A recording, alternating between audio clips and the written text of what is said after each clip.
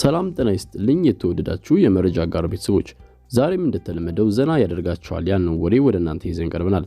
እንድትከታተሉን ስንል በትህትና እየጠየቅኩኝ ሰብስክራይብ ያላደረጋችሁኝ ሰብስክራይብ በማድረግ ለቻናሉ ድጋፍ እንድትሆኑን በትህትና እጠይቃለሁ። ዛሬ ወደ ያስኩት ወሬ ሳልፍ በኒውዚላንድ ውስጥ አፕሪል 1 ቀን በሀገሪቱ ተነባቢ የሆነ አንድ ጋዜጣ ላይ ስለወጣ ማስታወቂያ ይሆናል። ኒውዚላንድ ውስጥ ነው አፕሪል 1 ቀን በሀገሪቱ ተነባቢ የሆነ አንድ ጋዜጣ እንዲህ የሚል ማስታወቂያ ይዞ ወጣ። መኪናዎት ምን አይነት ነው? አሮጌ መኪና እየነዱ ለመቀየር ግን አቅሞት ስለማይፈቅድ አዝነዋል? እንግዲያውንስ አሮጌ መኪናውን ይዞ በመምጣት ምንም ያልተነዳ አዲስ ሞዴል BMW መኪና በነፃ ይውሰዱ የሚል ማስታወቂያ ነበር። እናም ያንን አፕሪል 1 ወይም አፕሪል ዘፉል በጋዜጣ የወጣ ማስታወቂያ በሺዎች የሚቆጠሩ አነበቡት። እናም እነዚህ በሺዎች የሚቆጠሩ ሰዎችም ሞኝን ፈልግ ማን መሳቂያ ለማድረግ ነው ብለው ካምፓኒ ያወጣው ማስታወቂያ ስቀው አለፉት።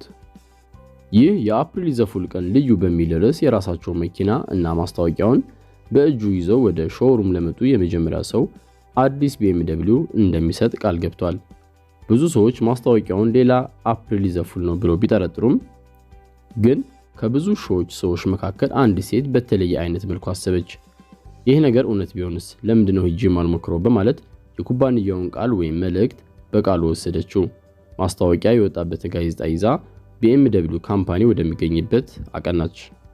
ይህች ሴት ቲያና ማርሽ ስትባል የ15 ዓመቷን የጣቢያ ፉርጎ በኒው ማርኬት ኦክላንድ ከተማ ከቀኑ 8 ሰዓት ላይ ነበር ወደ አካባቢው እየነዳች ሄደችው።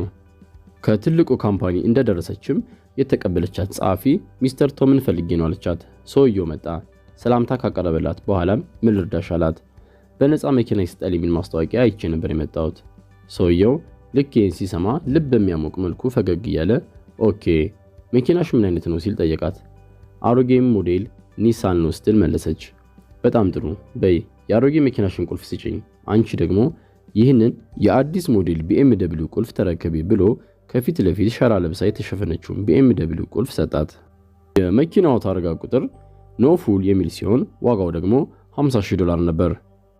የሽያጭ ስራ አስኪያጅ ጋቪን ፔንፉል ለጋዜጣው እንደተናገረው እና ወዲያውኑ በአዲሱ የዊል ስብስብ ተሸለመች። የBMW ቃል አቀባይ ኤድ ፊልድ እንዳሉት ማስታወቂያው በእርግጠኝነት እውነት ለመሆን በጣም ጥሩ መስሎ ታየ። ጠረጴዛዎቹን ለማዞርና እድሉን ለመውሰድ ፈቃደኛ የሆነው የመጀመሪያው ሰው ለመሸለም እንፈልጋለን። የማርሽ አሮጌ መኪና አካል ጉዳተኛ ልጆችን ለሚረዳ በጎ አድራጎት ገንዘብ ለማሰባሰብ ይሸጣል ሲል ለጋዜጣው ተናግሯል። የዝግጅቱ ሙሉ ቪዲዮ በኩባንያው ላይ መልካም ኤፕሪል እንደዚህ ያለ ሞኝነት አይደለም በሚለው መልእክት ያበቃል። ሾዎች ባሰቡበት መንገድ ሳይሆን በተለየ መንገድ አሰበች። የተለየ ሽልማት ጠበቃት።